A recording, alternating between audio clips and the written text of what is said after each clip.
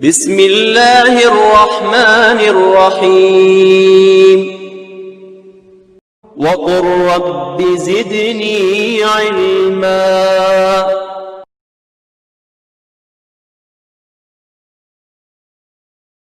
الحمد للہ رب العالمین والصلاة والسلام علی قائد الغر المحجلین نبینا محمد وعلی آلہ وصحبہ اجمعین وبعد۔ محترم بھائیو اور بہنوں، السلام علیکم ورحمۃ اللہ وبرکاتہ۔ پچھلے ایپیسوڈ میں ہم نے برکت کے تعلق سے بات کی تھی کہ برکت کیا ہے، اس کی حقیقت کیا ہے اور برکت کے اسباب کیا ہیں، لیکن برکت کس کس چیز میں ہوتی ہے۔ آج کے ایپیسوڈ میں ہم جانیں گے کہ برکت کس کس چیز میں ہوتی ہے تاکہ ان چیزوں کو ہم اپنی زندگی میں برت سکیں اور برکت حاصل کر سکیں۔ تو سب سے پہلے نمبر پر اللہ کے نبی صلی اللہ علیہ وسلم کی ذات میں برکت تھی، آپ صلی اللہ علیہ وسلم کے آثار میں برکت تھی۔ صحیح مسلم کی روایت ہے، حضرت انس رضی اللہ تعالیٰ عنہ بیان کرتے ہیں کہ میں نے اللہ کے رسول صلی اللہ علیہ وسلم کو دیکھا کہ جب حجام آپ کی حجامت بنانے کے لیے آیا تو صحابہ آپ کے ارد گرد جمع ہو گئے تاکہ جو بال بھی کاٹا جائے اسے اپنے ہاتھوں میں اچک لیں۔ اور صحیح مسلم کی روایت ہے، ایک مرتبہ اللہ کے نبی صلی اللہ علیہ وسلم حضرت ام سلیم رضی اللہ تعالیٰ عنہ کے گھر آرام فرما رہے تھے، تو حضرت ام سلیم رضی اللہ تعالیٰ عنہ آئیں تو دیکھا کہ آپ کو پسینہ آ رہا ہے اور چمڑے کے بستر کے ایک حصہ پر پسینہ کے قطرات جمع ہو چکے ہیں۔ چنانچہ وہ ایک ڈبہ لے کر کے آئیں اور ایک شیشی میں ان قطرات کو جمع کرنے لگیں۔ اس کیفیت میں اللہ کے نبی صلی اللہ علیہ وسلم ہڑبڑا کر اٹھے تو پوچھا کہ ام سلیم تم کیا کر رہی ہو؟ تو انہوں نے جواب دیا کہ ان مبارک قطرات میں ہم اپنے بچوں کے لیے برکت کے امیدوار ہیں۔ اس پر اللہ کے نبی صلی اللہ علیہ وسلم نے فرمایا کہ درست ہے۔ اور دوسری روایت میں آتا ہے کہ حضرت ام سلیم رضی اللہ تعالیٰ عنہ نے کہا کہ اس پسینہ کو میں اپنے خوشبو میں ملاتی ہوں۔ غرض ہے کہ اللہ تعالیٰ نے آپ صلی اللہ علیہ وسلم کی ذات اور آپ کے آثار میں برکت رکھی تھی اور صحابہ ان سے برکت حاصل کرتے تھے، لیکن آپ صلی اللہ علیہ وسلم کے آثار چاہے لباس کی شکل میں ہوں، چاہے بال کی شکل میں ہوں، چاہے کسی بھی شکل میں ہوں، اب ختم ہو چکے ہیں، اور آج کوئی شخص قطعی یقین کے ساتھ ان چیزوں کا وجود ثابت نہیں کر سکتا۔ اگر وجود ثابت ہو جاتا ہے تو آج بھی ان سے برکت حاصل کی جا سکتی ہے، لیکن وہ ساری چیزیں آج باقی نہیں رہیں، اس لیے اب مصنوعی شکل میں اگر کوئی بال پیش کیا جاتا ہے یا جوتے پیش کیے جاتے ہیں تو ان پر ہم اعتماد نہیں کر سکتے۔ دوسری بات یہ ہے کہ برکت صرف اللہ کے نبی صلی اللہ علیہ وسلم کے آثار اور آپ کی ذات تک خاص تھی۔ اب قیامت کے دن تک کسی بھی بزرگ ہستی، کسی بھی بزرگ عالم کی ذات سے یا ان کے آثار سے برکت حاصل نہیں کی جا سکتی۔ صحابہ کرام نے حضرت عمر فاروق رضی اللہ تعالیٰ عنہ، حضرت ابو بکر صدیق رضی اللہ تعالیٰ عنہ، حضرت علی اور حضرت عثمان رضی اللہ عنہم اجمعین ان سے برکت حاصل نہیں کیا۔ ائمہ نے ایک دوسرے سے برکت حاصل نہیں کیا، اور اگر کسی طرح کی کوئی روایت بیان کی جاتی ہے تو وہ سب کے سب موضوع اور من گھڑت ہے، کوئی بھی صحیح بات نہیں جس پر اعتماد کیا جا سکے۔ اسی طریقے سے انبیاء علیہم السلام بھی مبارک تھے۔ حضرت عیسیٰ علیہ السلام کی زبانی اللہ تعالیٰ نے فرمایا وَجَعَلَنِي مُبَارَكًا أَيْنَمَا كُنْتُ، میں جہاں کہیں بھی رہوں اللہ نے مجھے بابرکت بنایا ہے۔ اسی طریقے سے قرآن کریم کی تلاوت میں برکت ہے، لیکن قرآن کریم کا لوح بنا کر گھر میں اسے لٹکانا اور یہ سمجھنا کہ اس سے برکت ہوگی گھر میں، نہیں، اس سے برکت نہیں ہوتی۔ اللہ تعالیٰ نے فرمایا کتاب انزلناہ الیک مبارک ہم نے یہ کتاب آپ پر نازل فرمائی ہے، یہ کتاب مبارک ہے۔ کب مبارک ہے؟ جب کہ اس کی تلاوت کی جائے، اور اس کتاب میں شفا بھی ہے۔ اللہ تعالیٰ نے فرمایا وَنُنَزِّلُ مِنَ الْقُرْآنِ مَا هُوَ شِفَاءٌ وَرَحْمَةٌ لِّلْمُؤْمِنِينَ، ہم نے قرآن نازل کیا ہے جس میں شفا ہے اور مومنوں کے لیے رحمت ہے۔ اللہ کے ذکر میں بھی برکت ہے۔ اللہ کا ذکر کہیں گے تو ذکر سے برکت حاصل ہوگی۔ امام ابن القیم رحمۃ اللہ علیہ نے اپنی کتاب الوابل الصیب میں لکھا ہے کہ ذکر کے 100 سے زائد فوائد ہیں، ذکر کے 100 سے زائد فوائد ہیں، اور انہوں نے اپنی کتاب میں باضابطہ 70 سے زائد فوائد قلم بند بھی کیا ہے۔ اسی طریقے سے کچھ کاموں میں بھی برکت ہوتی ہے، جیسے اللہ کے ذکر کے لیے اکٹھا ہونا۔ اگر ہم اللہ کے ذکر کے لیے مجلس سجاتے ہیں اور اس میں شرعی طریقے سے اللہ کا ذکر کرتے ہیں، اللہ کی کتاب پڑھتے ہیں، دین کی گفتگو ہو رہی ہوتی ہے، تو اس میں بھی برکت ہوتی ہے۔ صحیح بخاری اور صحیح مسلم کی ایک طویل حدیث میں حضرت ابو ہریرہ رضی اللہ تعالیٰ عنہ بیان کرتے ہیں کہ اللہ کے نبی صلی اللہ علیہ وسلم نے ارشاد فرمایا، اللہ تعالیٰ کے کچھ فرشتے زمین پر سیر کرتے رہتے ہیں، ذکر کی مجالس کی تلاش میں رہتے ہیں۔ جب کسی مجلس کو پاتے ہیں جہاں اللہ کا ذکر ہو رہا ہو تو وہ ان کے ساتھ بیٹھ جاتے ہیں اور ان کو اپنے بازوؤں سے ڈھانپ لیتے ہیں، یہاں تک کہ سمائے دنیا تک پہنچ جاتے ہیں۔ جب مجلس برخاست ہوتی ہے اور وہ آسمان پر چڑھتے ہیں تو اللہ تعالیٰ ان سے پوچھتا ہے، حالانکہ وہ ان کو زیادہ جان رہا ہوتا ہے، تم کہاں سے آ رہے ہو؟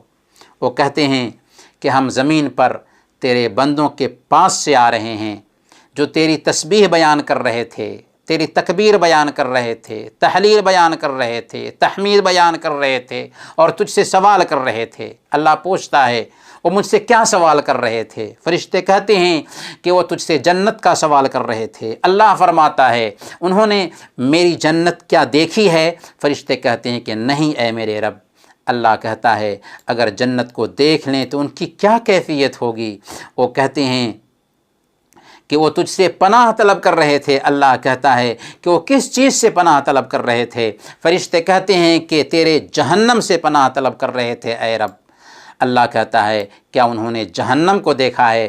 فرشتے کہتے ہیں کہ نہیں۔ اللہ کہتا ہے اگر وہ جہنم کو دیکھ لیں تو ان کی کیفیت کیا ہوگی؟ فرشتے کہتے ہیں وہ تجھ سے اپنے گناہوں کی معافی مانگ رہے تھے۔ اللہ کہتا ہے میں نے ان کے گناہ معاف کیا، اور انہوں نے جس چیز کا سوال کیا اسے پورا کیا، اور جس چیز سے پناہ مانگا اسے انہیں عطا کیا، اس سے انہیں پناہ دیا۔ صحیح بخاری کی ایک روایت میں آتا ہے کہ فرشتوں میں سے ایک فرشتہ کہتا ہے فیہم فلان لیس منہم انما جاء لحاجہ، ان میں فلاں آدمی ایسا بھی ہے جو ان میں سے نہیں تھا بلکہ کسی ضرورت کے تحت آ کر کے ان کے بیچ بیٹھ گیا تھا۔ اللہ فرماتا ہے ہم الجلساء لا یشقی بہم جلیسہم، وہ ایسے ہم نشیں ہیں کہ ان کے ساتھ بیٹھنے والے بھی محروم نہیں کیے جاتے۔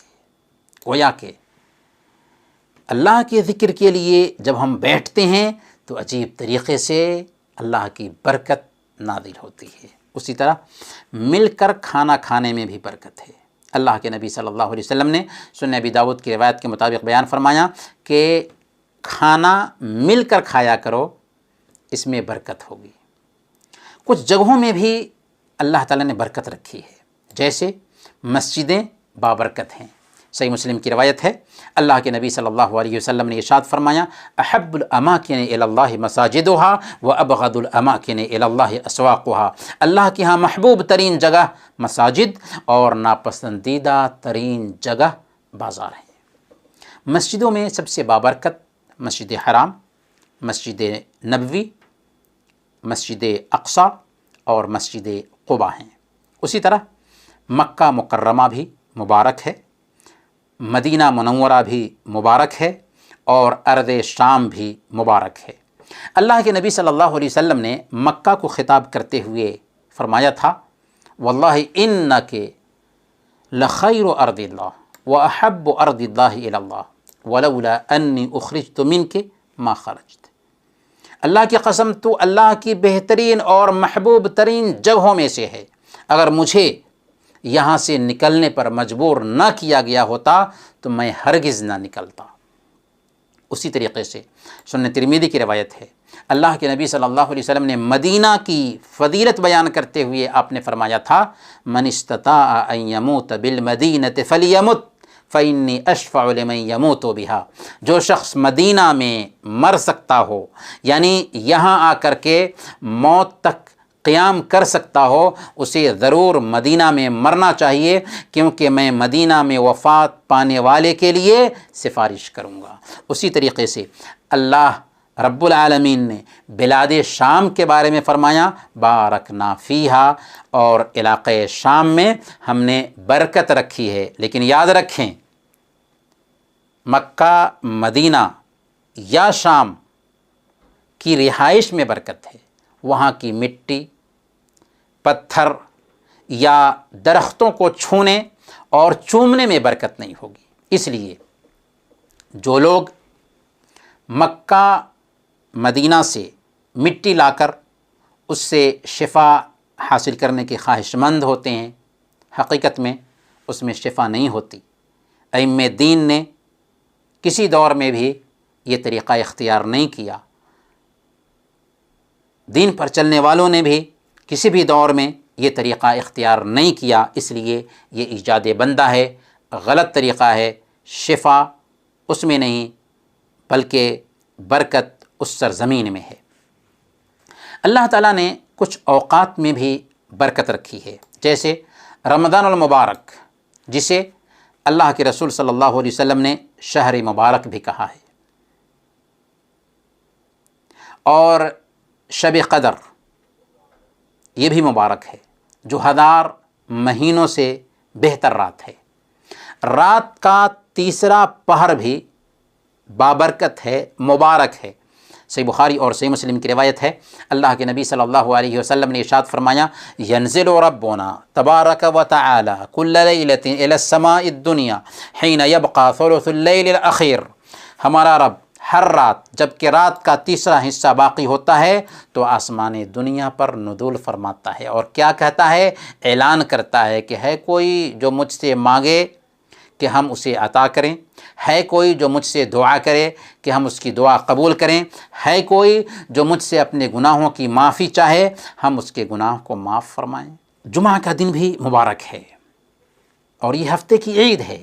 اللہ کے رسول صلی اللہ علیہ وسلم نے ارشاد فرمایا، صحیح مسلم کی یہ روایت ہے، خیر یوم طلعت علیہ الشمس یوم الجمعہ، کہ تمام دنوں میں سب سے بہترین دن جس میں سورج طلوع ہوتا ہے جمعہ کا دن ہے۔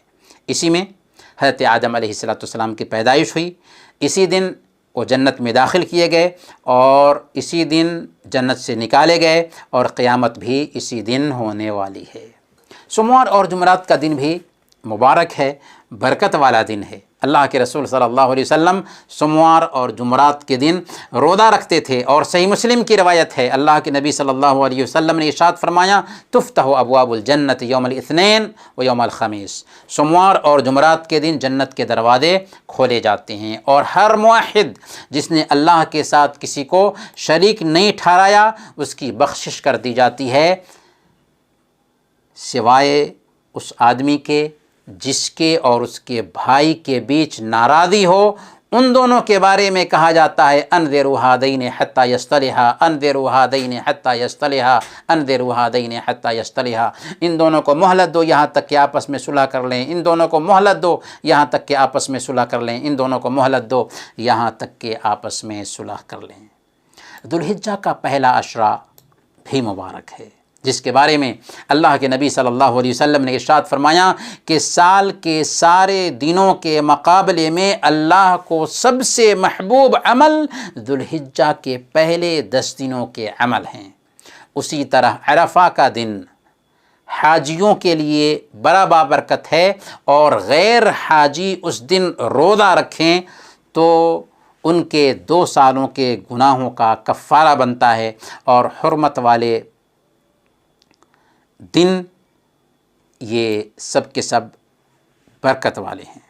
محترم بھائیوں اور بہنوں، کچھ کھانوں اور دوسری چیزوں میں بھی برکت رکھی گئی ہے، جیسے زیتون کا تیل۔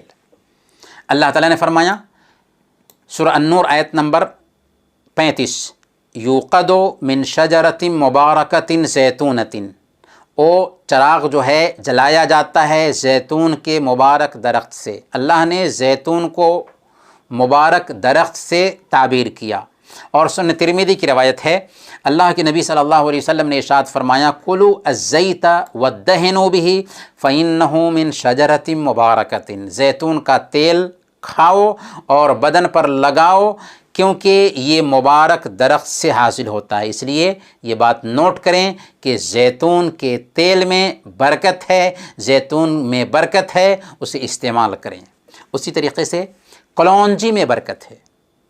کلونجی جس کو عام لوگ منگریلا کے نام سے جانتے ہیں، صحیح بخاری اور صحیح مسلم کی روایت ہے، حضرت ابو ہریرہ رضی اللہ تعالیٰ عنہ بیان کرتے ہیں کہ اللہ کے نبی صلی اللہ علیہ وسلم نے کلونجی کے بارے میں فرمایا، شفاء من کل داء الا السام، کہ اس میں موت کے علاوہ ہر بیماری کا علاج ہے، ہر بیماری کی شفا ہے۔ اسی طریقے سے عجوا کھجور میں بھی برکت ہے۔ صحیح بخاری اور صحیح مسلم کی روایت ہے، اللہ کے نبی صلی اللہ علیہ وسلم نے ارشاد فرمایا، من تسبح بسبع تمرات عجوة لم يضره ذلك اليوم سم ولا سحر، جو شخص صبح صبح عجوا کھجور کے 7 دانے کھا لے اسے اس دن کوئی زہر یا جادو نقصان نہیں پہنچائے گا۔ تو عجوا کھجور میں بھی برکت ہے، یہ صحیح بخاری اور صحیح مسلم کی روایت ہے۔ اسی طرح سے کھومبی میں برکت ہے۔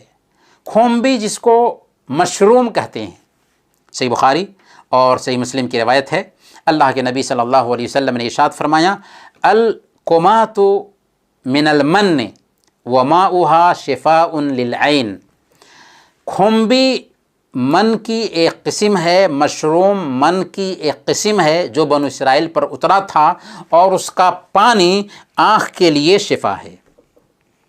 شہد بھی بابرکت چیزوں میں سے ہے، شہد میں بھی برکت ہے۔ اللہ تعالیٰ نے فرمایا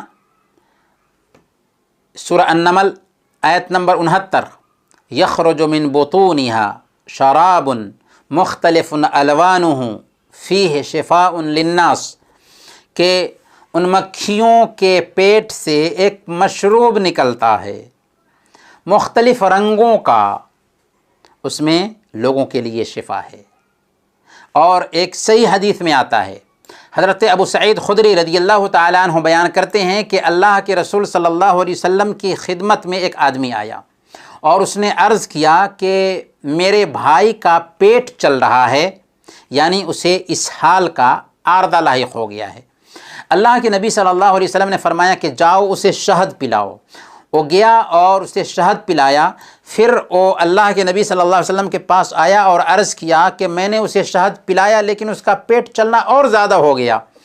آپ صلی اللہ علیہ وسلم نے فرمایا کہ جاؤ اسے شہد پلاؤ۔ چنانچہ اس نے پھر شہد پلایا اور اللہ کے نبی صلی اللہ علیہ وسلم کی خدمت میں حاضر ہو کر کے کہا کہ اس کا اسہال اور زیادہ تیز ہو گیا ہے۔ آپ صلی اللہ علیہ وسلم نے فرمایا اللہ تعالیٰ نے سچ فرمایا ہے، مگر تیرے بھائی کا پیٹ خراب ہے، اسے شہد ہی پلاؤ۔ چنانچہ اس نے پھر مزید شہد پلایا تو وہ ٹھیک ہو گیا۔ آپ صلی اللہ علیہ وسلم نے اس حدیث میں جو یہ فرمایا کہ اللہ تعالیٰ نے سچ فرمایا، غالباً آپ کا اشارہ اللہ تعالیٰ کے اس فرمان کی طرف تھا جو ابھی ہم نے عرض کیا، یخرج من بطونها شراب مختلف الوانہ فیہ شفاء للناس، کہ ان مکھیوں کے پیٹ سے ایک مشروب نکلتا ہے مختلف رنگوں کا، اس میں لوگوں کے لیے شفا ہے۔ تو جب اس میں شفا ہے تو اس سے علاج ہمیں بھی کرنا چاہیے۔ اسی طریقے سے آب زمزم زمزم کا پانی بھی بابرکت ہے، اس میں بھی برکت ہے۔ اللہ کے نبی صلی اللہ علیہ وسلم نے ارشاد فرمایا انہا مبارکہ انہا طعام و طعم و شفاء و سقم، کہ یہ مبارک پانی ہے کھانے والے کے لیے کھانا بھی اور بیمار کے لیے شفا بھی ہے۔ اسی طریقے سے اللہ کے نبی صلی اللہ علیہ وسلم نے ارشاد فرمایا ماء زمزم لما شرب لہ، کہ آب زمزم ہر مرض و غرض کے لیے کافی ہے، جس مقصد کے تحت آب زمزم کا استعمال کریں وہ مقصد پورا ہوگا۔ بارش کا پانی بھی بابرکت ہے۔ اللہ تعالیٰ نے فرمایا سورہ قاف آیت نمبر 9 وَنَزَّلْنَا مِنَ السَّمَاءِ مَاءً مُبَارَكًا، ہم نے آسمان سے بابرکت پانی اتارا۔ اور صحیح مسلم کی روایت ہے، حضرت انس رضی اللہ تعالیٰ عنہ بیان کرتے ہیں کہ ایک بار ہم اللہ کے رسول صلی اللہ علیہ وسلم کے ساتھ تھے کہ بارش ہونے لگی۔ آپ صلی اللہ علیہ وسلم نے اپنے جسم مبارک سے کپڑا اتارا تاکہ بارش کے چھینٹے آپ کے کپڑے پر پڑیں۔ ہم نے پوچھا کہ آپ نے ایسا کیوں کیا یا رسول اللہ؟ تو آپ صلی اللہ علیہ وسلم نے فرمایا انہ حدیث عہد بربہ، کہ یہ اپنے رب کے پاس سے اتری ہے، یعنی یہ بارش اپنے رب کے پاس سے اتری ہے۔ جن چیزوں میں برکت ہوتی ہے ان میں سے اللہ کے نبی صلی اللہ علیہ وسلم نے گھوڑے کا بھی ذکر فرمایا۔ صحیح مسلم کی روایت ہے، اللہ کے نبی صلی اللہ علیہ وسلم نے ارشاد فرمایا الخیل معقود فی نواسیہا الخیر الی یوم القیامہ، کہ گھوڑے کی پیشانی کے ساتھ خیر قیامت کے دن تک بندھی ہوئی ہے۔ گویا گھوڑے میں بھی برکت ہے۔ بابرکت جانوروں کے ضمن میں اللہ کے نبی صلی اللہ علیہ وسلم نے بکریوں کا بھی تذکرہ فرمایا، یعنی بکریوں میں بھی برکت ہے۔ آپ صلی اللہ علیہ وسلم نے سنن ابی داؤد کی روایت کے مطابق بیان فرمایا کہ بکریوں کے بارے میں نماز پڑھ لیا کرو، یہ بابرکت ہیں۔ اور سنن ابن ماجہ کی ایک روایت ہے، ام ہانی رضی اللہ تعالی عنہا کو اللہ کے نبی صلی اللہ علیہ وسلم نے فرمایا تھا کہ بکری رکھو اس میں برکت ہے، بکری رکھو اس میں برکت ہے۔ درختوں میں کھجور کا درخت بھی بابرکت ہے۔ صحیح بخاری کی روایت ہے، حضرت عبداللہ بن عمر رضی اللہ عنہما بیان کرتے ہیں کہ اللہ کے نبی صلی اللہ علیہ وسلم نے ارشاد فرمایا ان من الشجر شجرۃ لا يسقط ورقها وانها مثل المؤمن، درختوں میں سے ایک درخت ایسا ہے جس کے پتے نہیں گرتے اور یہ ایک مسلمان کی مثال ہے۔ اللہ کے نبی صلی اللہ علیہ وسلم صحابہ کرام کو دین سکھانے کے لیے مختلف طرح کا اسلوب اختیار کرتے تھے۔ ایک اسلوب یہ بھی تھا کہ سوال پوچھ کر کے صحابہ تک دین پہنچاتے تھے۔ چنانچہ آپ نے ایک دن فرمایا صحابہ سے کہ درختوں میں سے ایک درخت ایسا ہے جس کے پتے نہیں گرتے اور یہ ایک مسلمان کی مثال ہے، بتاؤ وہ کون سا درخت ہے؟ لوگوں نے جنگل کے درختوں کے بارے میں سوچنا شروع کر دیا۔ حضرت عبداللہ بن عمر رضی اللہ تعالیٰ عنہ جو ننھے بچے تھے، چھوٹے بچے تھے، کہتے ہیں کہ میرے دل میں آیا کہ وہ کھجور کا درخت ہے، لیکن میں شرما گیا۔ کیوں شرما گیا؟ کہ بڑے بڑے صحابہ اللہ کے نبی صلی اللہ علیہ وسلم کی مجلس میں موجود ہیں۔ پھر صحابہ کہنے لگے کہ اے اللہ کے رسول صلی اللہ علیہ وسلم آپ ہی ہمیں بتا دیجئے کہ وہ کون سا درخت ہے۔ تو اللہ کے نبی صلی اللہ علیہ وسلم نے فرمایا کہ وہ کھجور کا درخت ہے۔ برکیف محترم بھائیوں اور بہنوں، یہ کچھ برکت کے وسائل تھے یا وہ چیزیں تھیں جن میں برکت رکھی گئی ہے۔ ہمیں چاہیے کہ برکت لانے والی ان چیزوں کو اپنی زندگی میں جگہ دیں تاکہ ہماری زندگی میں بھی برکت آ سکے۔ اللہ تعالیٰ سے دعا ہے کہ اللہ تعالیٰ ہمیں برکت عطا فرمائیں۔ وصلی اللہ علی نبینا محمد وعلی آلہ وصحبہ اجمعین۔